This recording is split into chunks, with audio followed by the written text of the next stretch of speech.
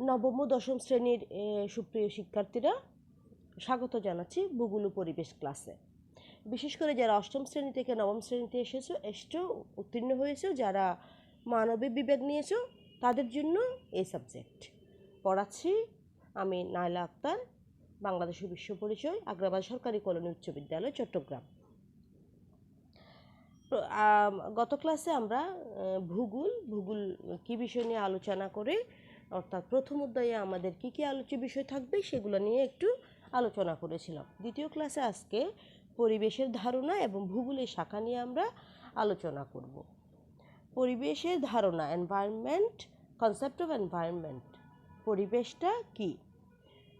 আমাদের চারপাশে যা কিছু রয়েছে তা কিছুই কিন্তু আমাদের পরিবেশ। সেটাই আমাদের পারিপার্শ্বিক অবস্থা, প্রকৃতির সকল দান মিলেমিশে তৈরি হয় কিন্তু পরিবেশ।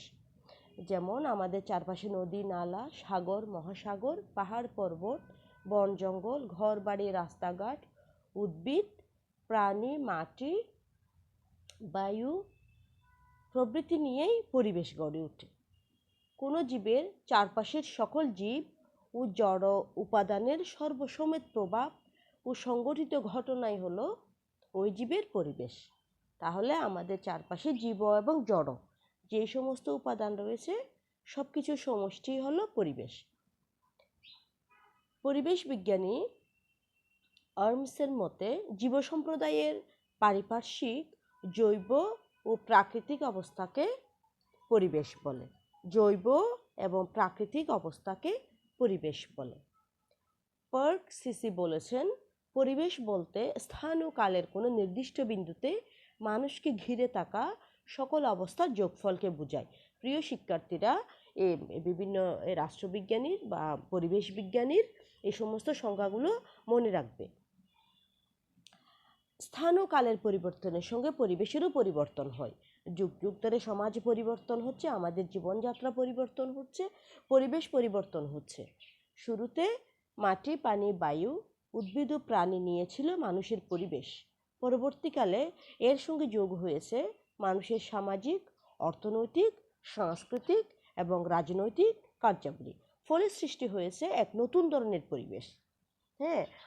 প্রাচীনকালে পরিবেশের ইয়েটা এত ব্যাপক ছিল না, পরিবেশের পরিধিটা এত ব্যাপক ছিল না।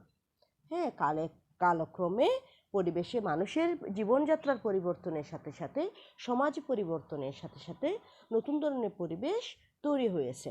তাহলে শিক্ষার্থীরা, পরিবেশ কি, বিভিন্ন পরিবেশবিদের সংজ্ঞাগুলো আমরা জানলাম। এরপরে আসো পরিবেশের উপাদান। জীব ও জড় উপাদান আগেই বলেছি। তো সেখানে যাদের জীবন আছে, যারা খাবার পায়, যাদের বৃদ্ধি আছে, জন্ম আছে, মৃত্যু আছে, তাদের রীতি প্রাণ আছে, তারা হচ্ছে জীব। আর এরা পরিবেশের জীব উপাদান, অর্থাৎ এই যে গাছপালা প্রাণ আছে, পশু পাখি, কীট পতঙ্গ, মানুষ, এগুলোর সবগুলোর প্রাণ আছে। আর এরা পরিবেশের জীব উপাদান। জীবের নিয়ে গড়া পরিবেশ হলো জীব পরিবেশ, আর জড় পদার্থ নিয়ে গড়া পরিবেশ হলো জড় পরিবেশ। অর্থাৎ এখানে মাটি, পানি, বায়ু, পাহাড়, পর্বত, সাগর, উষ্ণতা, আর্দ্রতা, ক্লাইমেট চেঞ্জ, এই সমস্ত কিন্তু পরিবেশের জড় উপাদান। এই জড় উপাদান নিয়ে গড়া পরিবেশ হলো জড় পরিবেশ। জীব নিয়ে, যাদের প্রাণ আছে, তাদের নিয়ে যেই পরিবেশ গঠিত, সেটা হচ্ছে জীব পরিবেশ। বুঝাতে পেরেছি? এরপরে আসো ভূগোলের পরিধি, স্কোপ অফ জিওগ্রাফি।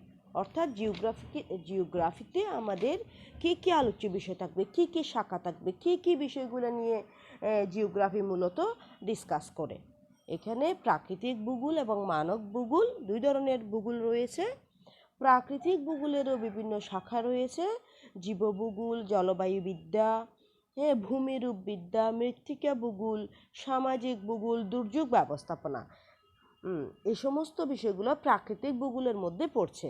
আর মানব ভূগোলের মধ্যে পড়ছে অর্থনৈতিক ভূগোল, জনসংখ্যা, রাজনৈতিক, আঞ্চলিক। এই জিনিসগুলো পড়ছে তোমার মানব ভূগোলের মধ্যে। এখানে আবার তোমার এই মানব ভূগোল বা এই ভূমিবিদ্যা বা মৃত্তিকা ভূগোল বা সমুদ্রবিদ্যা, প্রাণী ভূগোল, এইগুলোরও কিন্তু আবার ভাগ রয়েছে। হ্যাঁ, এগুলোর মধ্যে আমাদের চারপাশে এই যে আমরা, হ্যাঁ, পরিবহন, নগর, চিকিৎসা, ভৌগোলিক, সামাজিক, হ্যাঁ, এই সমস্ত বিষয়গুলা কিন্তু মানবের সাথে সংশ্লিষ্ট সকল ধরনের, হ্যাঁ, বিষয়াবলী কিন্তু তোমার মানব ভূগোলের মধ্যে সংশ্লিষ্টতা রয়েছে।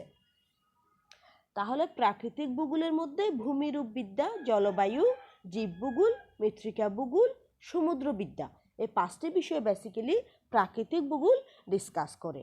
আর তোমার যেটা মানব ভূগোলের মধ্যে তোমার অর্থনৈতিক ভূগোল, জনসংখ্যা ভূগোল, আঞ্চলিক ভূগোল, রাজনৈতিক ভূগোল, সংখ্যাতাত্ত্বিক ভূগোল, পরিবহন ভূগোল, নগর ভূগোল, দুর্যোগ ব্যবস্থাপনা, এই বিষয়গুলো বেসিক্যালি মানব ভূগোল ডিসকাস করে। তাহলে প্রাকৃতিক ভূগোলের মধ্যে আমরা এই 5টা বিষয় পেলাম, আর মানব ভূগোলের মধ্যে আমরা 8টা বিষয় পেলাম। এই বিষয়গুলো বেসিক্যালি ভূগোল ডিসকাস করে। প্রিয় শিক্ষার্থী, তাহলে আগামী ক্লাসে আমরা ভূগোল, পরিবেশের ধারণা, পরিবেশ কী উপাদান নিয়ে গঠিত, আর ভূগোলের শাখা, ভূগোলের পরিধি, ভূগোল কী বিষয় নিয়ে আলোচনা করে, হ্যাঁ, আমরা আজকের ক্লাসে জানলাম। তোমাদের জন্য বাড়ির কাজ থাকবে পরিবেশের ধারণা, জীব পরিবেশ ও জড় পরিবেশ কাকে বলে, এবং ভূগোলের আলোচ্য বিষয়। এই জিনিসগুলা লিখে আমাকে হোয়াটসঅ্যাপে পাঠাবে। আজকে এ পর্যন্ত।